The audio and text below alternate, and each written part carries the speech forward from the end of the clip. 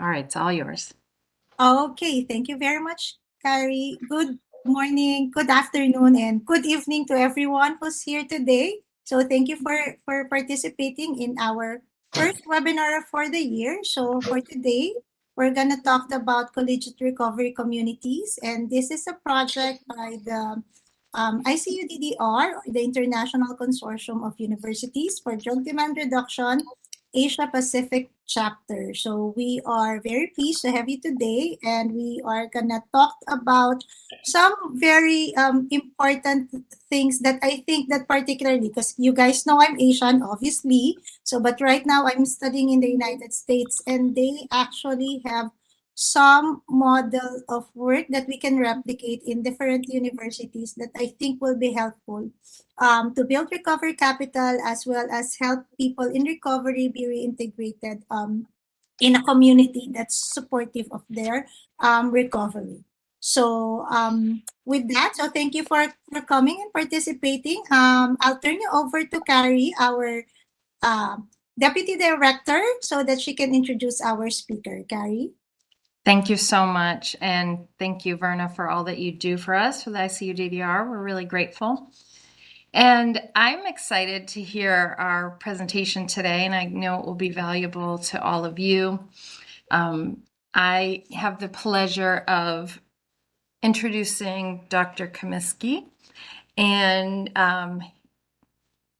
George began teaching English, speech, and drama in inner city Kansas City, Missouri in 1983. He has worked in prevention in the addiction field since 1990. He's an internationally certified prevention specialist and a licensed chemical dependency counselor. And before coming to Texas Tech, he was the director of the Safe and Drug-Free Schools and Communities Office in Lubbock. George is an associate professor of practice in the Community, Family, and Addiction Sciences Department. He has the honor of working at the Center for Collegiate Recovery Communities at Texas Tech University since 2002, where he works with students in recovery, develops programs, and provides outreach to the community. And in terms of personal, he is the 8th of 11 kids, and he's married to Megan, a special education teacher for 4-year-olds, and they fostered and adopted a sibling group of 3.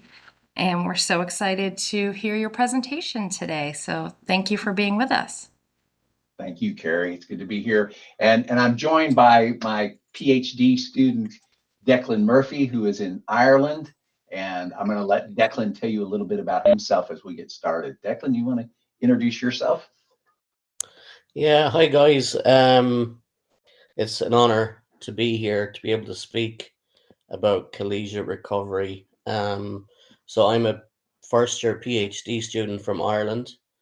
I moved to the US to Texas Tech last August, having got an opportunity as a person in recovery to do my PhD in addictive disorders and recovery studies.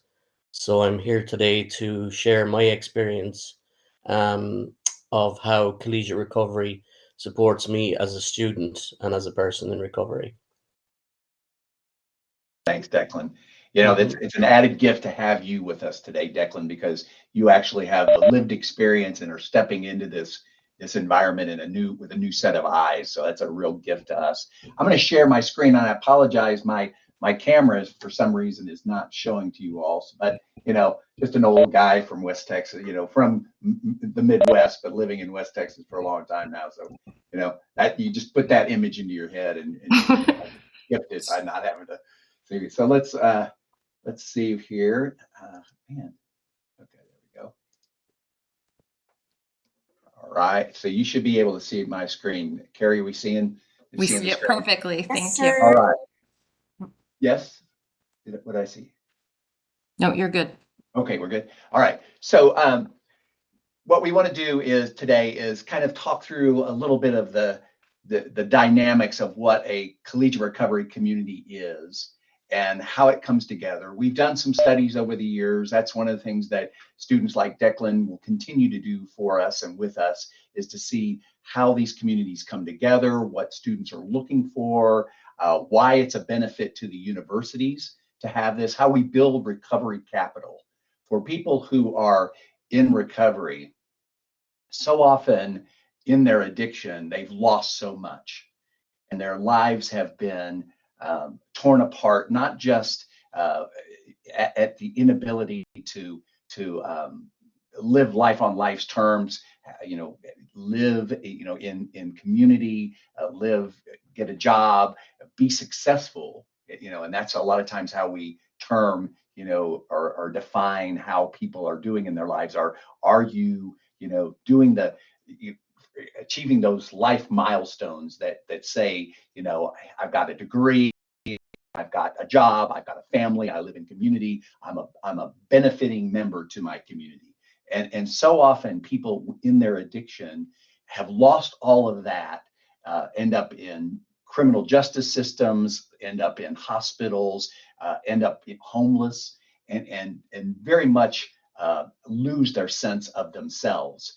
And so what we're looking at today is to say, once someone gets some time in recovery, is the educational route for many of them, not all, but many, a place where they can come and be supported in their recovery to gain a leg up on society, regain the places that they've lost, and move in a direction that's going to take them somewhere that all of us can benefit, including themselves. So that's where we're going today. Let me see if my screen is not. There we go. One of our former students, Austin Brown, who is doing amazing work and working on his PhD currently, it says, to truly promote diversity on college campuses, colleges and universities must have initiatives that recognize and support students in recovery. So we're another element of that diversity. We talk about diversity of culture. We took, race, all the different ways that we show up, intersectionality in collegiate environments, and recovery needs to be one that we look at and talk about in that space. Anything you'd say about that, Deck, about that quote, and about how you've seen diversity in schools?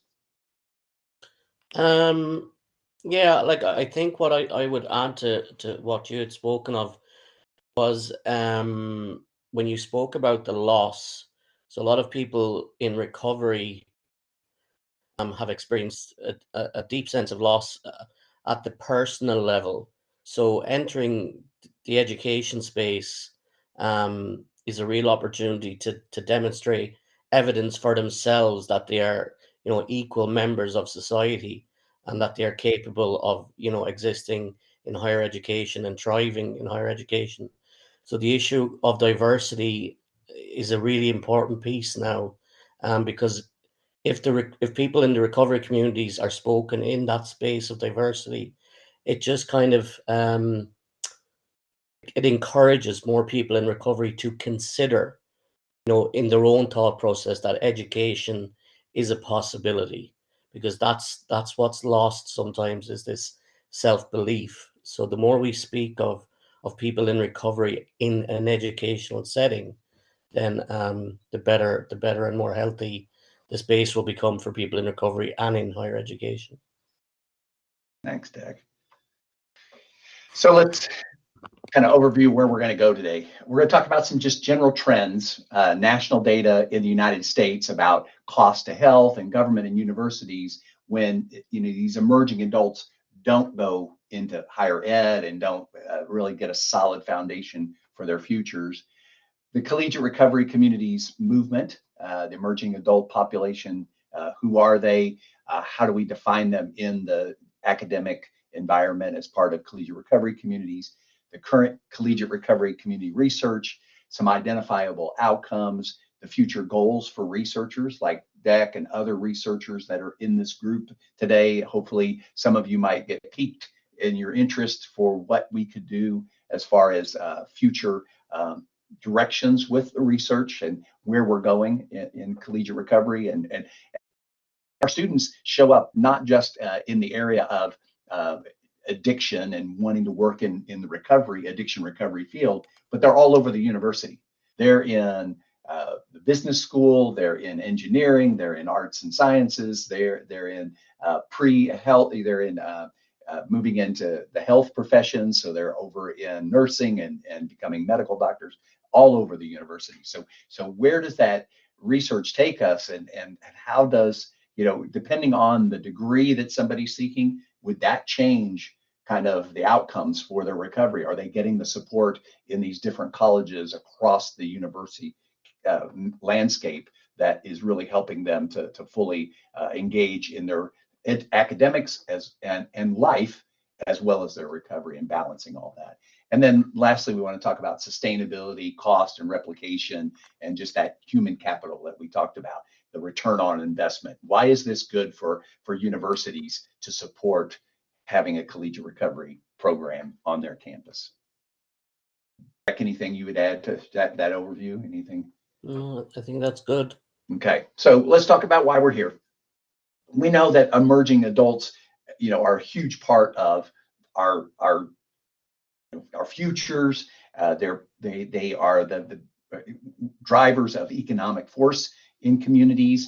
And in 2022, there were 30 million emerging adults in the U.S., 12% of the entire population, and only 17% of them had reached 4 to 5 of the adult milestones: leaving their parents' homes, finishing schools, entering the workforce, marrying kids. I was seeing a news clip this morning that was talking about young people not wanting to drive until they're 18, some of them until their 20s, graduating from college, and they're still not driving yet. So we're pushing back some of those milestones because of anxiety, just where we're at in our lives, and young people in recovery, addiction recovery, have had some delay in all of those developmental milestones, and so they're pushed back even further. According to SAMHSA, which is, we're getting away from that abuse language. We're calling it misuse or disordered use, but Substance Abuse Mental Health Services Administration, over 268,000 emerging adults between 18 and 24 entered substance use disorder treatment in 2021. And of those 268,000, 74,000 were college students. So we see a really large portion of the population that's on our college campus that already have had some kind of treatment and are ready to take advantage of a collegiate environment. And the total financial cost to the U.S. government of drug disorders is $193 billion annually, every year. So we see the huge cost of this, and then we see the young people who have come to a place where they're ready to do something different with their life. Deck, anything you would add to those numbers? Just the starkness of it is really what's most revealing, isn't it? Like the cost as well. And if we were investing more in collegiate recovery, it makes huge financial sense, as well as the obvious health benefits of these interventions and investments in collegiate recovery. And then when it talks about treatment, their treatment admission is not the only admission that's on the rise. We also have more students that are going into higher education. The thing about it, post-COVID, or through COVID, now post-COVID, is that we have more students that are coming in virtually. And one of the things that we know about our environment and the environment that supports recovery is we have to be in person. There's so much that we learn from one another, from seeing the nonverbal, to just be in space with one another.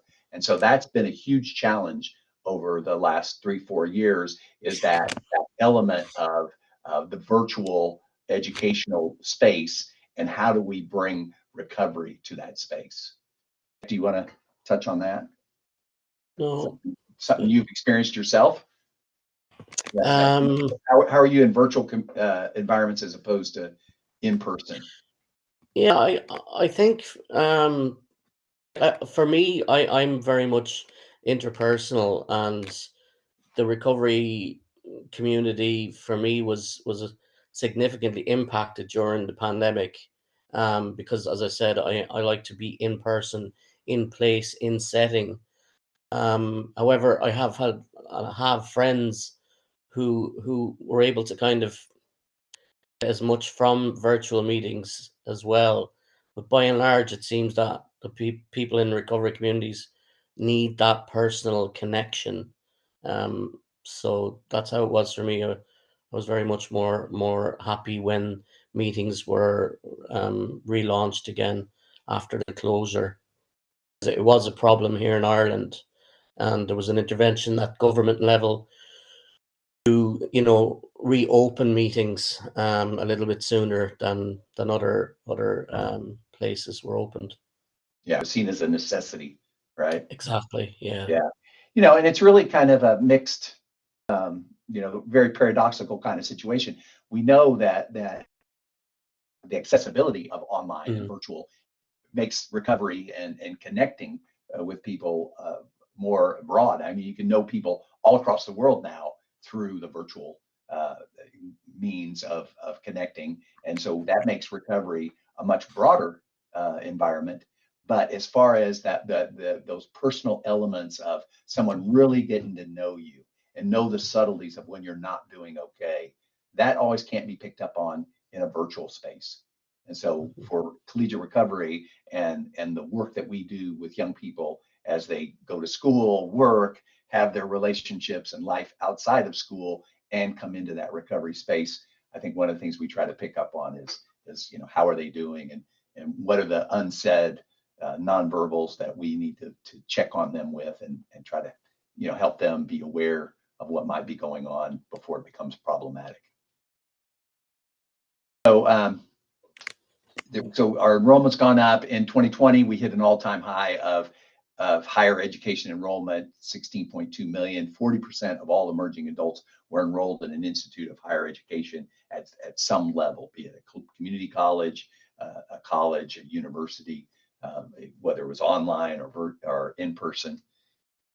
Some of the developmental issues of this age, all emerging adults have the same challenges, recovering or not. If they are going to attend a college or university, often they move away to some kind of different geographical location or region of the country.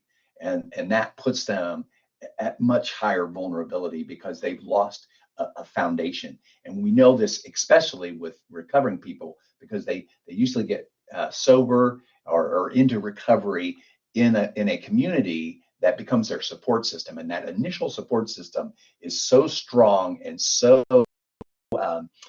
it's just a part of their very being. And so we know that change for people in recovery is even higher, puts them much more at risk because of that sense of losing the people that they first got into recovery with. Learning how to live outside of their parents' house for the first time, transitioning to college and university life. There's often a change in socioeconomic status depending on what their relationship is with their family of origin and the level of support. So if they're not getting a lot of family support financially, then they're having to work, they're having to do other things to support themselves as they go through school, and that can be a real challenge. And then they're still developing personal identity and autonomy, and that's all being explored in the collegiate environment, which offers all kinds of opportunities but all kinds of risk. Deck, anything you'd add to this slide? I think that's the slide that I would probably speak most to, but should I do that now or at the end? Well, I think we're here. Why don't you touch on it now, and then if we have Okay. participants that have some questions, maybe they'll parking lot those and bring them back to you at the end as well. Yeah, like I think this is the interesting perspective and angle I come from. I'm 43 years old now doing my PhD. But I was also, in college when I was 18, 19. So at 18, 19, 20, I tick all those boxes of leaving, home, geographical region, and searching for my identity, all of those things. And that would have been where I would have entered into periods of addiction. So here I am 20 years later, and I have the protective factors of a collegiate recovery program. So it's incredible for me to observe and work with students who are, early 20s doing their degrees and in recovery. and seeing the supports that are there for them as a result of being a member of a collegiate recovery program. It's almost difficult to quantify the impact, but there's a lot of time on your hands when you're in college. When you don't have a secure base, that's when you can find your way into behaviors that aren't healthy. Whereas in collegiate recovery program, you have a ready-made building on campus with a peer group and a mentor group, pretty much 24/7. So it's an incredible space to be in for people in recovery. And it wouldn't be wise for me to not speak of, college and university campuses as being, hostile environments in terms of alcohol and drug use. We know that that's where people first experiment, and people who become addicted, generally it happens in these environments. So we're looking at a person in recovery who's vulnerable to relapse, and now in an abstinent hostile environment. It's so crucial that more universities and colleges acknowledge and accept that people use drugs. I mean, people use drugs a lot on campus. So it's important that we acknowledge and accept that, and by doing so, we're reducing stigma, and then investing in our students who are already in recovery and supporting them to thrive, because we all know that students in recovery academically outperform their peers, and that's a really part of my research that interests me most, is to see what are the factors that drive academic excellence among people in recovery. Because where studies were done on academic performance, we've seen that students in collegiate recovery programs have a higher GPA and higher graduation rates than the regular student. So there's huge evidence there to continue to invest and support in this, marginalized population. And I would say that collegiate recovery programs kind of develop muscle on a person's recovery capital. It can also be seen as a continuum of care.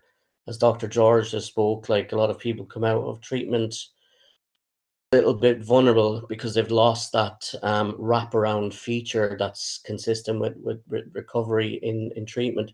So if that's kind of carried into the collegiate recovery space, it's a huge protective factor. And for me, it's a no-brainer, but I'm obviously biased. But we know that we're living in an epidemic of the opioid crisis. So this is also a response, a larger response to that opioid crisis as well. Thanks, Doug. Yeah, you point out some really important things, just from a personal and a collegiate environment for that person in recovery, that the struggles that are there, but also the support and the success that we see with those students.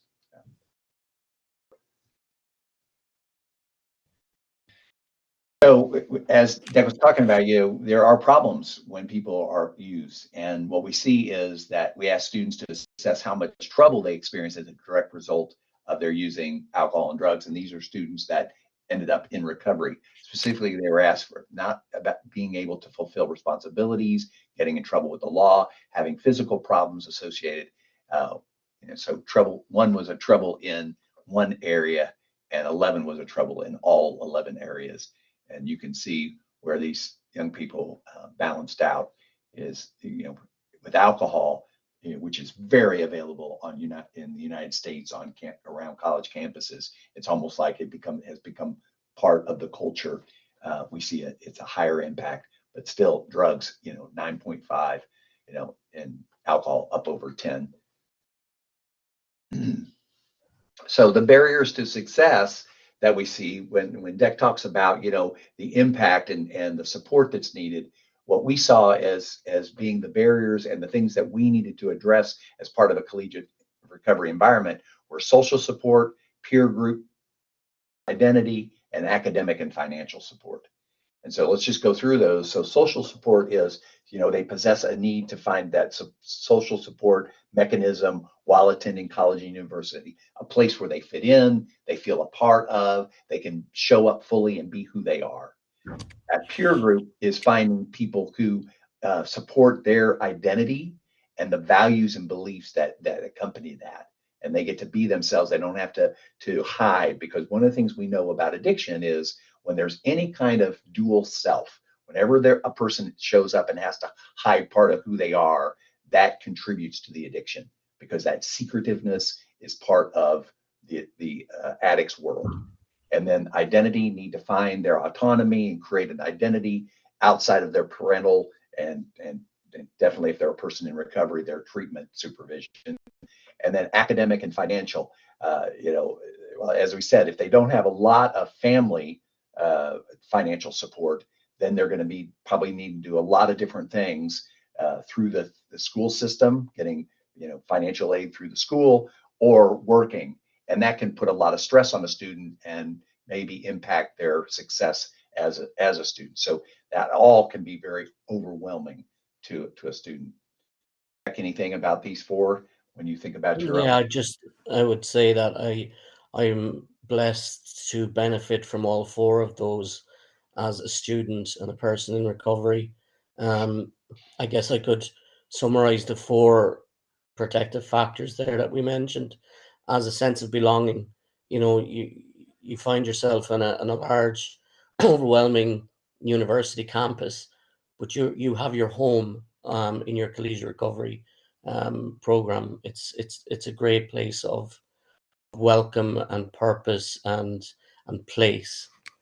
And obviously the incredible resources that are there to support you academically and personally, and obviously to maintain your recovery in a kind of an abstinent, hostile environment is hugely significant.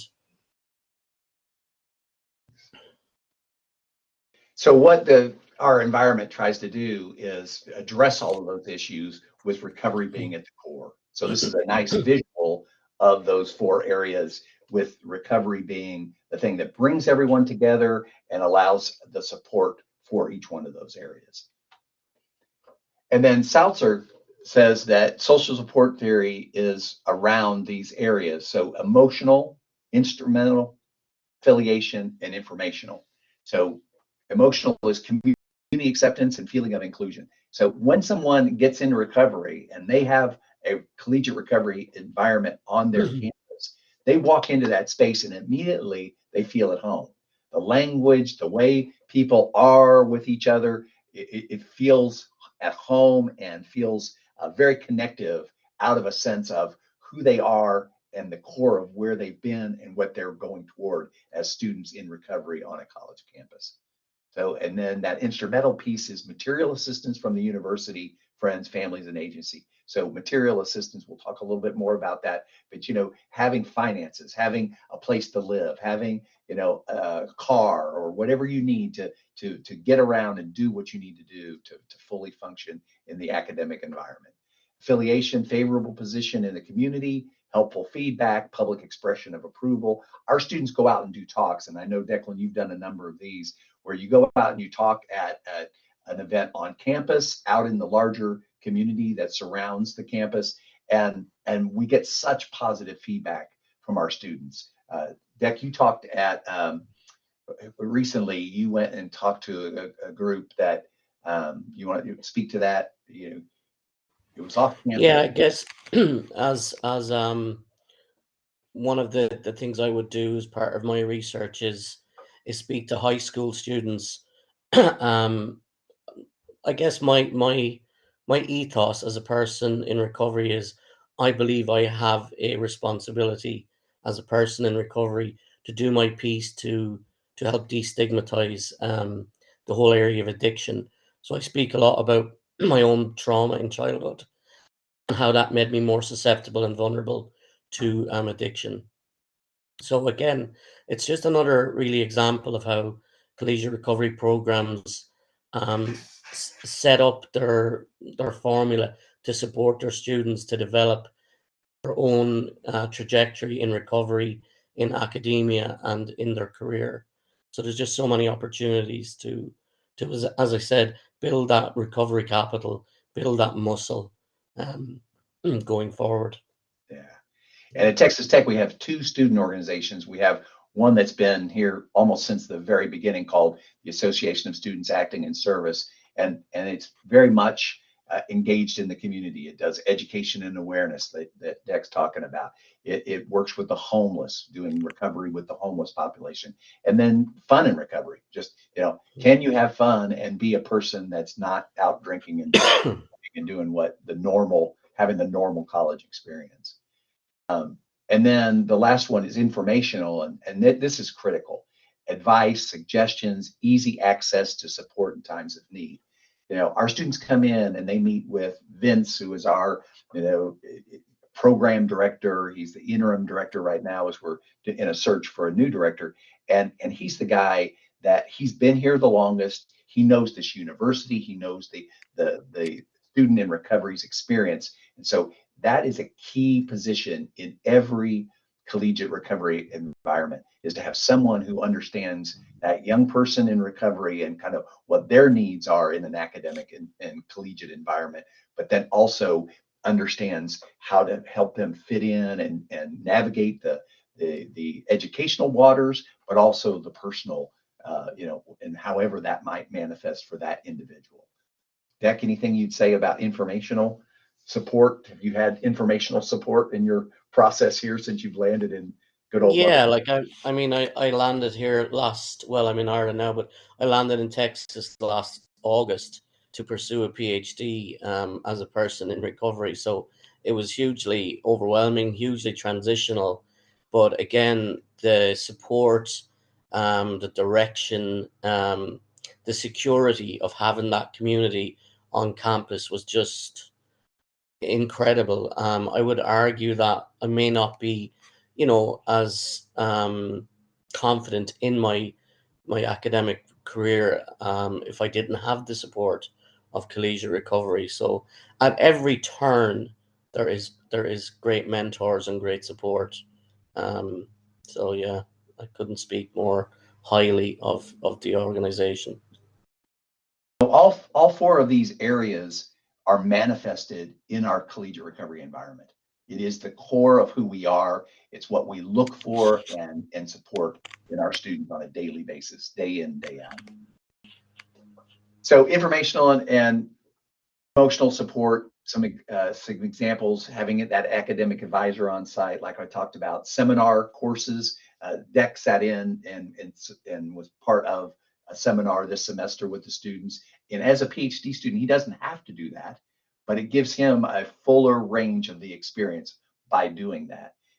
We get peer feedback, we give suggestions and advice. It really is a true community of equals, of peers. Campus contacts and admissions, financial aid, housing. We have allies at every level of the campus, administration, and academics, and they are there for and with our students. We do an annual family weekend for CRC students and their families. So we really try to engage in a way that helps everyone, families and the student themselves, understand the process that we're a part of here. Emotionally, we do community gatherings. We have recovery tailgates. We have community lunches on a regular basis, a couple of times a month, where we bring people together and let them fellowship. Seminar courses we talked about earlier.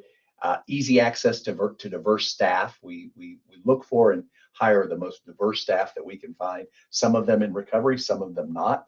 All have an deep understanding of what recovery is. It talks about the community lunches there. We have a lobby area where everyone hangs out and it just engages one another. It is kind of the hub. It's if you think about this as a beehive, the queen bee is the person that runs that front desk. She's the program coordinator, and so she sits at that front desk, and everyone just hovers around that front area. Do you want to share experience of that front area for you? What's it like to be in the front area with all the students?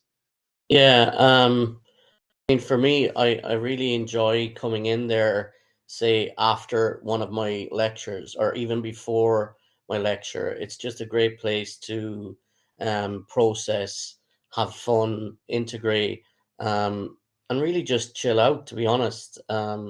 It's that informal support that is, you just get in that community. You know, you just kind of feel a little bit better for every time you visit, you know. There's great spaces in the center as well. If you want time alone, you can go into the meditation room or just that kind of thing. Sometimes you don't want to speak to people. You just want to have some time alone. So we have games room as well. So it's a great place to kind of marry the academic and the social side of life in university. Yeah. And then the last bullet there is group trips and service projects. You know, our service organizations, I talked about ASAS. There, we also have POWER, which is providing the outside world with experiences and resources. We reach out to underserved populations. We work with the homeless. We work with people who are in prisons. And we really know that the 12th step, which is that giving back, is such a key part of recovery, even in a collegiate recovery environment. So we make that a part of it. And then we take a trip as a group, as many as can make the trip once each semester. We'll go somewhere in Texas, we'll go somewhere over in New Mexico, we'll go where we can be of service to others and take that out. Instrumental, we provide scholarships. So every student that applies to the center with a year of recovery is eligible for a scholarship. And those scholarships are given by people who want to support young people in recovery. And they're pretty extensive scholarships that allow, you know, just take the edge off. They don't completely cover everything that a student needs to live on, but it will take the edge off. They have the ability for academic advisor to access collegiate recovery students and their schedules and kind of help them manage it in the best way. We try to put them in some classes where they're in there with their peers early on, so that they are not feeling alone and separated. They have community even in the classroom.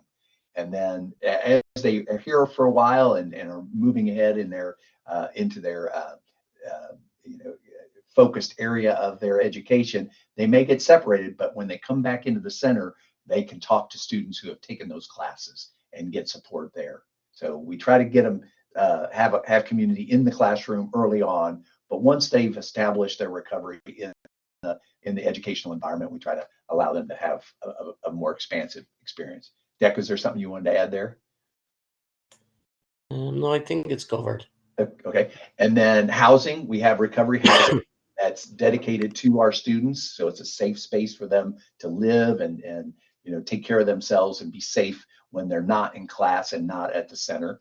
And then space provided on campus for our meetings, for our community to gather, and for our 12-step or any kind of recovery meetings. And we really encourage our students to own and lead and support the meetings that happen on campus. Affiliation, that favorable position in the community, helpful feedback, is easy access to a community of peers. So whenever they walk into the lobby here, you know, if they're part of our community, they're loved and embraced. The hospitality is there. We have seminar courses where they get their peer feedback. It's a pretty small group, usually about 10 students that they meet with for an hour a week. We have this holiday dinner where the students that are graduating share their experience before as they're getting ready to graduate. So it's a beautiful night. Many of the donors come, so it's a chance to thank their donors and have a celebration in the holiday season, right? You know, at the beginning of December, usually every year. Student organization has ASAS on there. It's also POWER, and then the lobby area that we've already talked about. So I just want to highlight some of the different organizations that are part of our research and then are part of collegiate recovery now, which is expanding. In 2000, I think we met with a group of students, 2002 maybe, and there were 10 campuses across the United States that had solid collegiate recovery programs. Now it's almost 200. So look at the expanse over the last 20 years of how many. But this is the group on the screen that has worked with us in doing the research around collegiate recovery communities. In 2011, we did a pretty extensive evaluation of the students that were part of it, and you can see the data from this group and kind of how well they were doing academically, how diverse it was, their type of addiction, and how their age. And so, anything you'd say about this, Nick, about this group that we pulled from back in 2011? No, I think that's. I don't think there's nothing there. Okay, I'm going to move us on just for sake of time. So some of just pulling some of the information, and we aligned it with these elements of recovery that we were talking about: the emotional, instrumental, affiliational, and informational. Is the students talked about that sense of community and fellowship that they got. They talked about that we offer extremely large amounts of support academically, medically, physically, to stay in a sober environment, to finish their undergraduate degree with a focus on their recovery goals. And then I was an addict who just got out of rehab and wanted to go back to school and be successful. So, but didn't know how to do that, didn't know where to do that. And that's one of the things that we really try to be, is that bridge for someone who is new into their recovery, into the collegiate recovery environment. Because, you know, having a sense of purpose and having a future is what can keep someone in a solid recovery space in their life. Okay. And then you can see how it comes out percentage wise in each one of the areas. And basically what we're looking at is emotional is about 25% and affiliational is 46%. So it's the community that plays the biggest role, right, for those folks. Okay, and while I like my CRC, the collegiate recovery community, I feel connected to people my age with similar goals, and they can help without having to explain or defend myself. So again, just show up. I don't have to feel defensive or feel like I have to prove or tell people who I am. Have friends in recovery on campus, taking classes with them. My roommates and other people who are serious about school and recovery in the program, and then provides support network of employees and students without having to seek them out on their own. So it's there. It's a given that if they're part of the collegiate recovery community, this space is going to be supportive of them, and it's people that they don't have to explain themselves to. Deck, anything you'd add to this slide? Yeah, maybe I suppose you mentioned about connection. Johann Hari, a great writer, spoke about addiction. The opposite of addiction is not sobriety, it's connection. And I think that really speaks to me in terms of what collegiate recovery communities provide, is that sense of connection to peers, mentors, I guess something greater. There's the educational space and there's the recovery space. They're two separate entities. Something forms out of the two that is greater. And I don't have a definition for it, but it's something very special. And I think connection is really an important piece of all of that place of that intersection of education and recovery.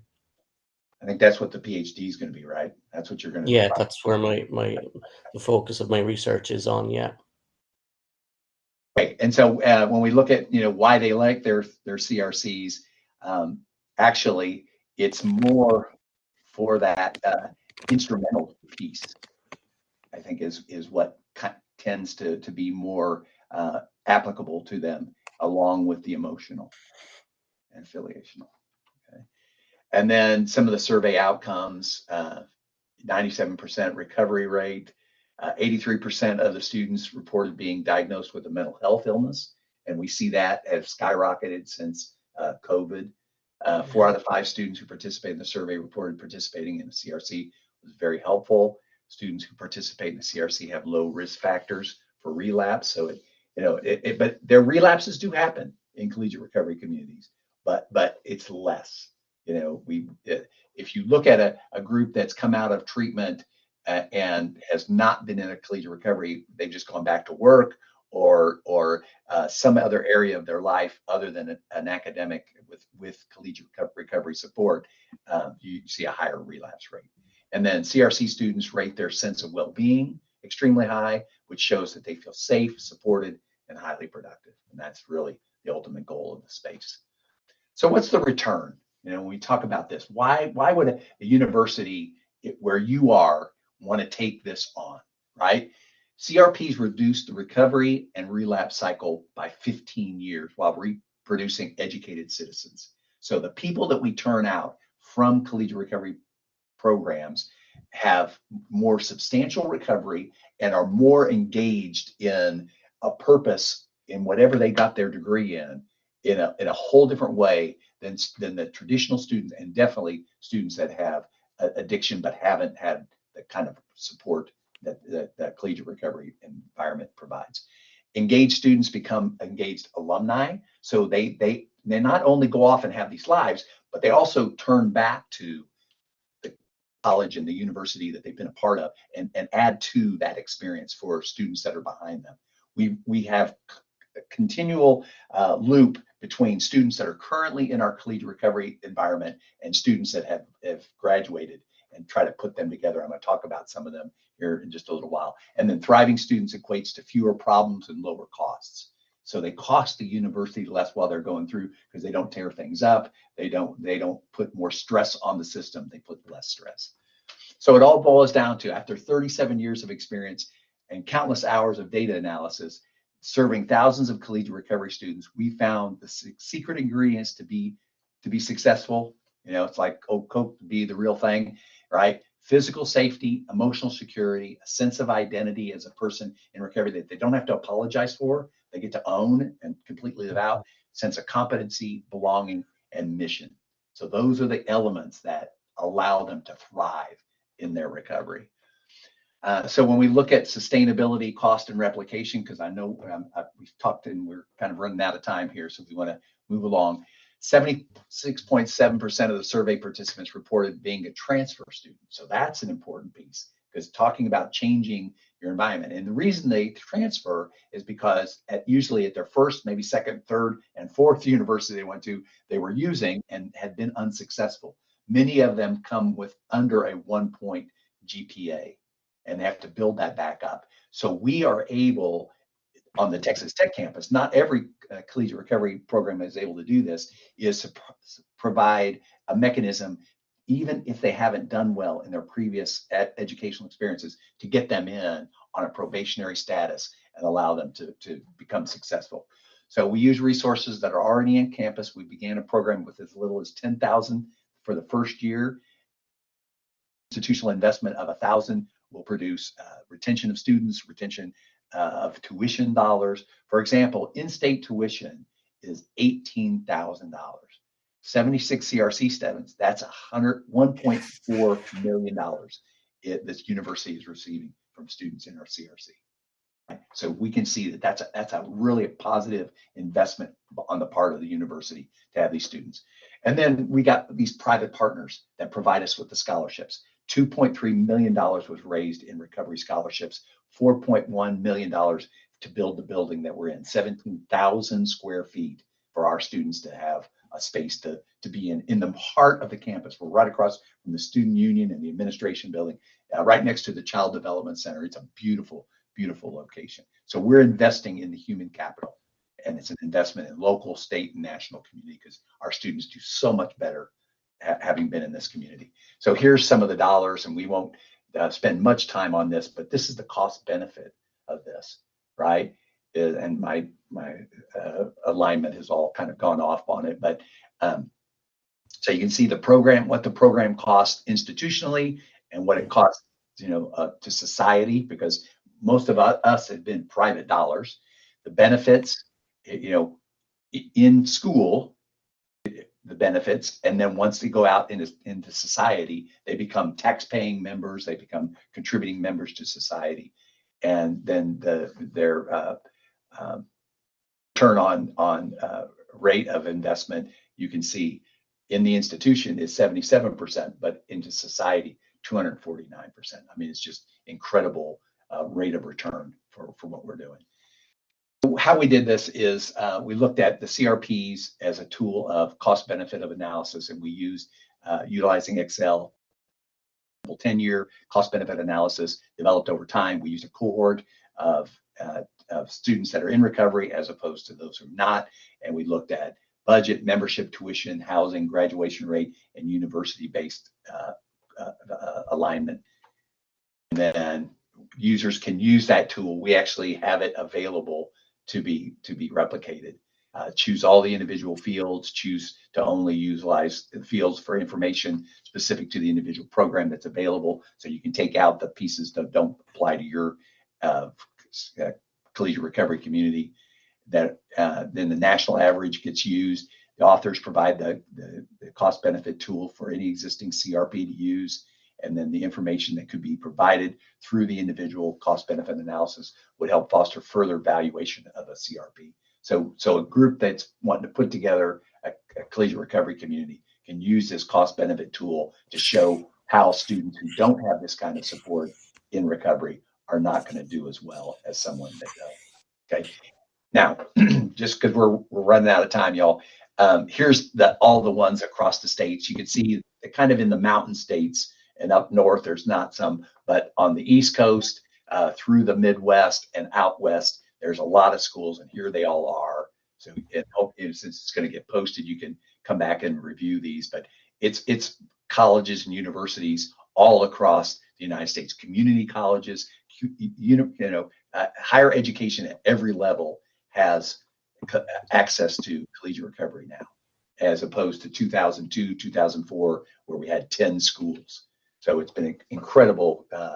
And then there's things like the Higher Education Center that does free trainings around this and support. So sustaining addiction recovery among college students. So they have a webinar that's on their website, kind of like what you're going to do with this training. They make it accessible. It's free on-demand online webinar.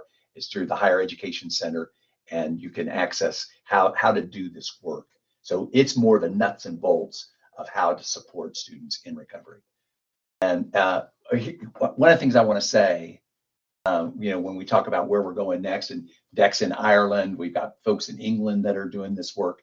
We have students, our very first graduate, Buddy Gerber, is now teaching at Texas Tech in the Addictive Disorders Recovery Studies area. Nick Hayes, who's a community marriage family therapy, couples marriage family therapy PhD, is in North Carolina working at Cumberland. Is it North Carolina, Tennessee? I guess Tennessee. He's working at Cumberland Heights, and he's their data researcher for people who are coming out of treatment, and is following them and looking at the indicators of successful treatment and recovery, and has been doing a 10-year study on success in recovery. We have students like Beth Watashi, who's a medical doctor now up in Minnesota, and got her degree, came through Texas Tech. We have a couple people that are running collegiate recovery programs, Ahmed Hosni and John Shiflett. We have people who are doing IT. We got their degrees with us and are just rocking the IT world. We have a guy that's a personal financial planner. We just have people at all different levels. Matt Nestenders, who's a medical doctor. Karen Schur, who's a medical doctor. We have lawyers. We have people who are working in the DA's office in Austin, Texas, the capital of Texas. So we have people who have come through this program and are, moving out into their lives and being successful. So we talk about where the CRC goes, but more important to me is what our students are doing, and who they are, and where they're landing, and the impact that they're making in their chosen careers, in their families, and the community that they live in. Deck, I'm going to turn it over to you for some last comments. Anything you want? Yeah, I think just the couple of slides about the costs involved in establishing collegiate recovery. It's just maybe important to mention that a lot of collegiate recovery programs can get established in their infancy, at a grassroots level without huge investment. It really just needs some kind of will from student administrators and leaders in the college field. So I would just kind of mention that part. I know here in Ireland we're really only in the infancy, and sometimes funding is often used as an excuse, maybe to not set them up. But really, a collegiate recovery program, even the roots of them as we know them, really started from just one person wanting to help a young person in education and in recovery. So I would just kind of maybe mention that these can be established if will is there, at leadership level and management level.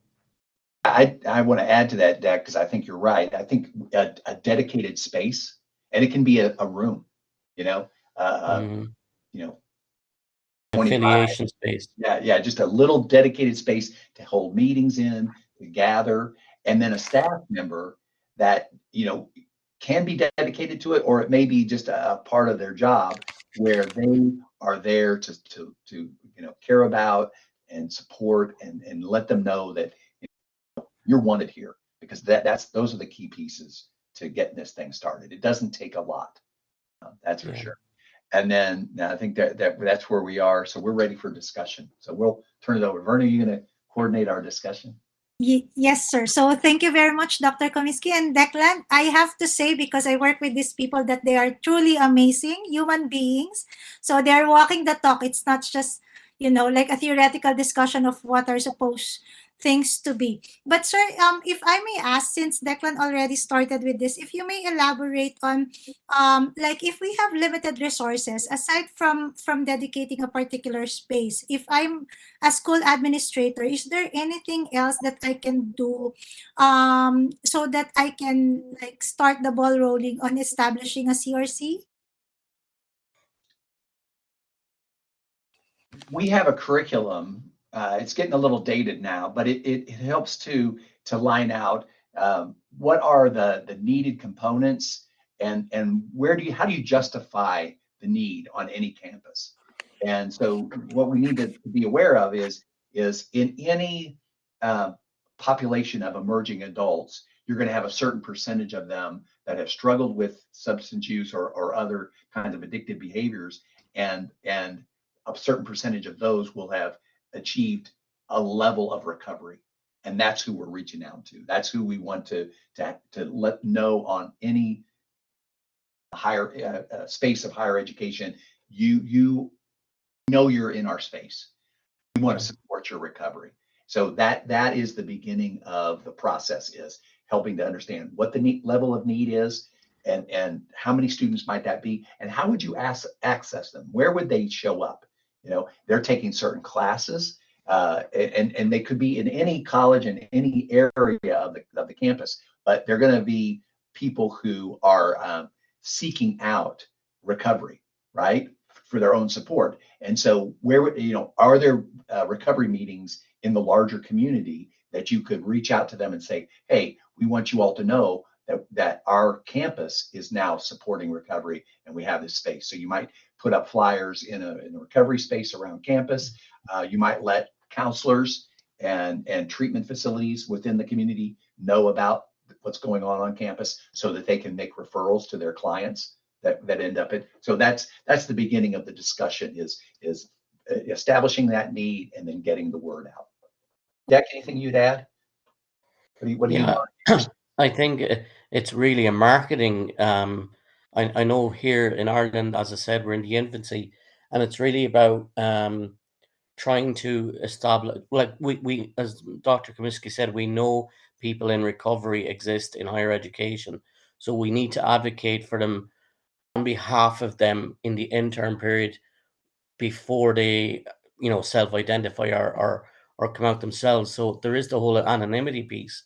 So we have to be we have to make the space known them to come towards it, I think. So I think marketing, for want of a better word, is an important part, so that it becomes a visible thing, and tangible place to reach out. Another thing, Verna, that many campuses across the United States have been doing is creating courses that address recovery allies. Mm-hmm. So that's people who support recovery. And when you do that class, many of the students will self-identify, either as having their own substance use disorder or some kind of addictive disorder, or that they're a member of, which that is its own community, right? So wherever they land in the spectrum of being impacted by addiction, an ally class would be a great place to kind of start that conversation. That's very amazing. And we do have that in Texas Tech. And I think any university could actually create that particular subject, like issues in addiction. So basically, that's a little bit of advocacy and promotion of like the safe spaces that they get access to, or that where, at the very least, where to go if they need help or if they want people to talk to. Dr. George, I'm going to go back to what you mentioned about the curriculum with regards to the establishment of CCRC. How do they get access to this, or where can they access this? If they come to the Texas Tech University's Center for Collegiate Recovery Community and put in replication, it pops right up. Okay, so I will Share that with them. share that link. Yeah, so I'll look for that link and then share it with you guys, so that you guys could have an idea on how to start our own CCRCs in our own countries. I think that like to me, because I have seen sort of the difference, and I have seen like really the growth that people are placed in CCRC, and I think that it's really feasible for all universities, despite the limitations in terms of resources, that this is something that could be established, and definitely very beneficial for everyone. So are there any more questions that you guys would like to ask? So maybe we can entertain one more question before we finally thank our presenters for today. So going once, twice, like any final words, Dr. George and Declan? I would say this because I think that stigma is a huge barrier to larger community, but even on college campuses, we have a stigma around addiction. And I think that part of the allies training addresses stigma, but also we have to do some education with our administrators, program directors across the campus about who people are that get into addiction, and that addiction is a disease, and that that's not a choice, and that recovery is like recovery from any disease. It needs ongoing treatment to be successful long term. And so that's what we're providing. Just like we would for a student that comes on campus that has a learning disability or has some kind of physical or emotional challenge, we are required as entities of higher education to give level the playing field and give that person what they need to be successful in the academic environment, right? So if we're going to do that for other students that come with challenges, we want to do that for the students that come with addiction. So that's a big part of what the early work is helping to educate those who may still be from that old school of they chose to use. Once they quit, their life should be better. Why are we doing all these extra things for someone? And I think it's key to us and the success of our programs that we address that stigma up front. So thank you very much. I think with those parting words, I cannot top that. So I think Dr. George very summarized it to us in a very meaningful way. So we would like to thank our panelists for being here and for sharing your time and your expertise to present to us and to all our participants, who I know for some of you it's very late. So Yes. it's very late to you and very early in the morning to us, but that's really the life of it.